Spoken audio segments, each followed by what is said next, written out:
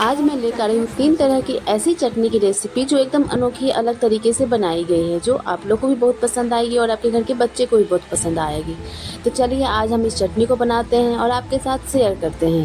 राम राम जी दोस्तों, कैसे हो आप लोग। मैं सुरभि ठाकुर स्वागत करती हूँ अपने इस यूट्यूब चैनल पे। तो आज मैं सबसे पहले एक मूंगफली की चटनी बना रही हूँ, जिसे मैंने पहले ही रोस्ट कर लिया है। तो इसे रोस्ट करने के बाद क्या है ना, इसे थोड़ी देर मैं ठंडे करने के लिए रखती हूँ। तो अगर मैं पूरी वीडियो बनाती तो बहुत लंबी खिंच जाती, इसलिए मैंने पहले रोस्ट कर लिया, उसके बाद मैं आपको दिखा रही हूँ। तो जब ठंडी हो जाती है ना, गरम गरम इसके छिलके नहीं हटते हैं, तो ठंडे होने के बाद ही इसके छिलके हटते हैं।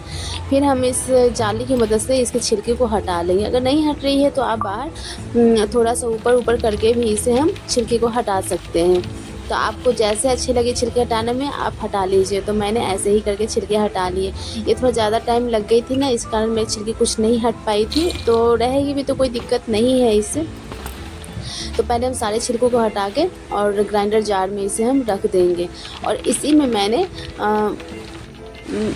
मतलब मिर्ची को ही भून ली थी। तो मैं मूंगफली के साथ ही मिर्ची और जो करी पत्ता होती है ना, वो भी मैंने भून लिया था और उसी में मैं डाल दी हूँ। तो आप अपने टेस्ट के अकॉर्डिंग, जितने आपको तीखा चाहिए कम तीखा चाहिए उसके हिसाब से आप इसमें लाल मिर्ची भी ऐड कर सकते हैं। अगर आपको हरी मिर्ची नहीं पसंद है तो फिर नमक जो है सो मैं इसमें टेस्ट के अकॉर्डिंग डाल रही हूँ। तो मैं 1 चम्मच नमक डाली हूँ, कोई बड़ी वाली चम्मच नहीं, छोटी वाली।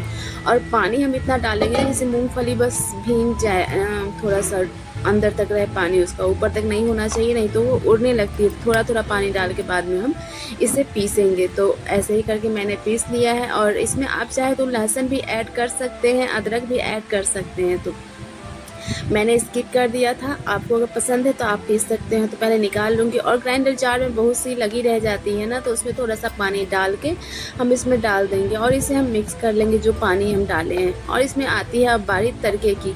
तो जो हम इसमें करी पत्ता को जो डालते हैं ना भून के, उसका टेस्ट बहुत ही अच्छा आता है। कभी आप सच में ऐसा करके देखिए, आपको भी बहुत पसंद आएगी, यकीन मानिए।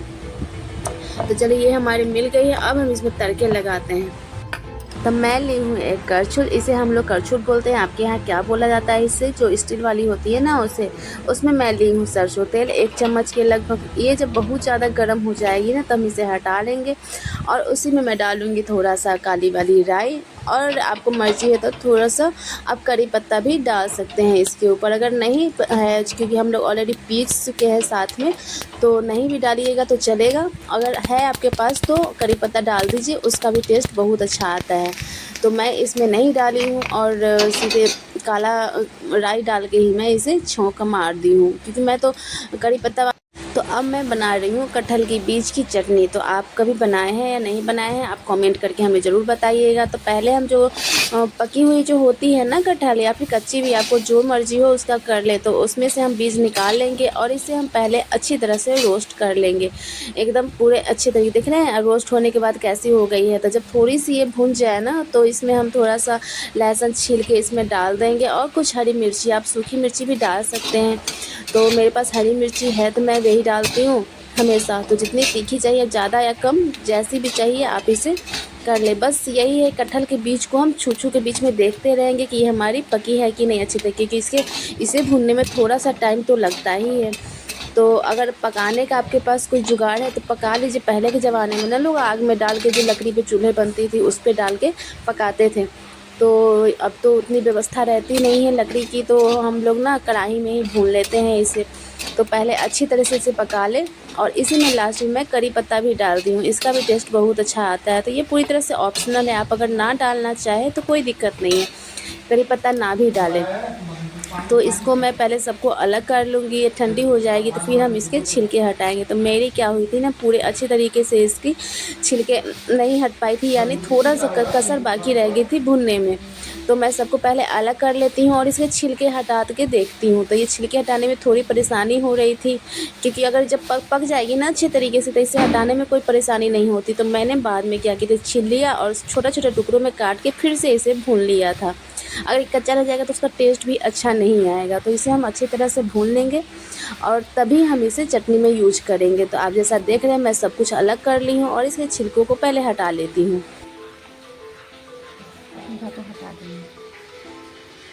जैसा कि आप देख रहे हैं कि मैं इसके छिलके हटा रही हूँ और इसके छिलके हटाने में थोड़ी सी परेशानी हो रही है, लेकिन ये जब अच्छी तरह से पक जाती है ना तो ये इसके छिलके हटाने में बिल्कुल परेशानी होती है, तुरंत ही हट जाती है इसके छिलके। तो यही है कि थोड़ा मैं छील ली थी चाकू की मदद से, उसके बाद इसे छोटा छोटा काट के मैं फिर से दोबारा भून ली हूँ, नहीं तो कच्चे में टेस्ट भी ख़राब हो जाता है। अच्छे जब पके रहते हैं ना उसका टेस्ट भी अच्छा आता है। तो इसीलिए आप लोग भी अच्छे से ध्यान दीजिएगा, जो गलती मुझसे हुई वो आप नहीं कीजिएगा, तो दोबारा आपको मेहनत करने की ज़रूरत नहीं पड़ेगी। इसलिए मैं आपके साथ ये बात शेयर कर रही हूँ। तो पहले हम सारे छिलकों को हटा लेते हैं। ऐसे करके हम सारे छिलकों को निकाल लेते हैं। हमारी ये छिलके हो गई है तैयार। इतने सारे छिलका नहीं है। अब क्या कहते हैं, हमारी कटहल के छिलके जो है बीच के छिलके वो मैं हटा चुकी हूँ सबके। तो थोड़ा सा साफ़ सफाई कर लेती हूँ इस जगह पे। तब मैं काट काट के इसे देख रही थी ना तो पता चला कि थोड़ी सी कच्ची रह गई थी, पहले तो पता नहीं चल रहा था। तो मैंने एक दो तो काट के रख दिया था, लेकिन बाकी सब को छोड़ दिया था। उससे पहले मैं डाल दी हूँ फिर जो हरी मिर्च है ना जो फ्राई की हूँ उसे, और लहसुन और करी पत्ता सबको मैं साथ में डाल दी हूँ। और तब तक मैं जो कटहल की जो बीज है ना उसे छोटे छोटे सारे को छोटे छोटे टुकड़ों में काट के मैं कढ़ाई में फिर से उसे भून ली हूँ अच्छे तरीके से। फिर जब वो भून जाएगी ना तब मैं इसी में डाल देती हूँ। तो देखिए मैंने छोटे छोटे टुकड़ों में डाल के भून लिया है। फिर मैं इसे ग्राइंडर जार में डाल के और थोड़ा सा नमक इसमें मैं डालूँगी और थोड़ा सा पानी, इसमें ज़्यादा पानी मुझे नहीं डालनी है। और इसे पहले पल्स मोड पे थोड़ा देर हम पीसेंगे, क्योंकि ये थोड़ी सी कड़ी होती है ना, तो थोड़ा सा हम इसे पल्स मोड में करके पीसेंगे, ज़्यादा पानी डालने की ज़रूरत नहीं है। तो हम 1 से 2 चम्मच पानी डाले हैं और ये हो गए पीस के तैयार। तो इसे भी मैं तड़के लगाऊंगी, तो इसमें ज़्यादा कुछ तड़के में डालने की ज़रूरत नहीं है।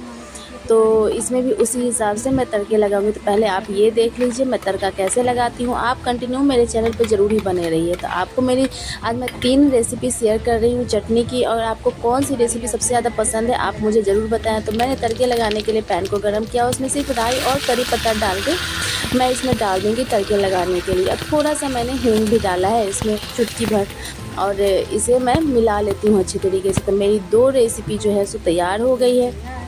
तो आप मेरे चैनल पे नए हैं तो मेरे चैनल पे सब्सक्राइब ज़रूर कर दें, और लाइक करना तो बिल्कुल नहीं भूलें, और कमेंट भी करके बताएं कि आपको मेरी तीनों रेसिपी में से कौन सी रेसिपी ज़्यादा पसंद है। अब आती हूँ मैं केले के छिलके की चटनी की तरफ। तो मैं ये जो है ना केले के छिलके जो है सो 3 केले के छिलके हैं मेरी, उसे मैंने छोटे छोटे टुकड़ों में तोड़ लिया है, क्योंकि वो उबली हुई केले के छिलके थी। और कुछ कलियाँ मैंने लहसुन के लिए और 4 से 5 मैंने हरी मिर्च लिया है, सबको मैंने पहले ही भून लिया है। और आधा नींबू का रस भी उसमें निचोड़ दिया था, और नमक अपने टेस्ट के अकॉर्डिंग मैं डालूँगी। तो मैं 1 चम्मच के लगभग इसमें नमक डाली हूँ, और थोड़ा सा इसमें पानी डालूँगी, क्योंकि पानी की इसमें ज़रूरत तो थोड़ी पड़ती है। तो ये हो गई मेरी पीस के तैयार। तो मेरी तीनों चटनी अब तैयार है। तो इसमें क्या करूँगी ना, तड़का लगाने के लिए कुछ नहीं करूँगी, बस इसमें कच्चे सरसों की तेल मैं यूज कर रही हूँ 1 चम्मच के लगभग। आप चाहे तो तड़का भी लगा सकते हैं, लेकिन ऐसे भी कच्चा तेल भी इसमें बहुत ही ज़्यादा टेस्ट लाती है, तो इसलिए हम कच्चा तेल का ही यहाँ इस्तेमाल कर रहे हैं। तो आप भी इसी तरह से इस्तेमाल कीजिएगा। अब बताइए आपको तीनों रेसिपी में से जो चटनी की रेसिपी पसंद आई हो आप मुझे ज़रूर बताइए, और मेरे चैनल पर आप नए हैं तो सब्सक्राइब जरूर करिए। तो फिर मेरी पूरी वीडियो अगर आप देख रहे हैं तो थैंक यू फॉर वाचिंग। फिर मिलते हैं एक नई रेसिपी के साथ। मैं हर रोज़ एक नई वीडियो लेकर आती हूँ। फिर मिलते हैं, बाय बाय।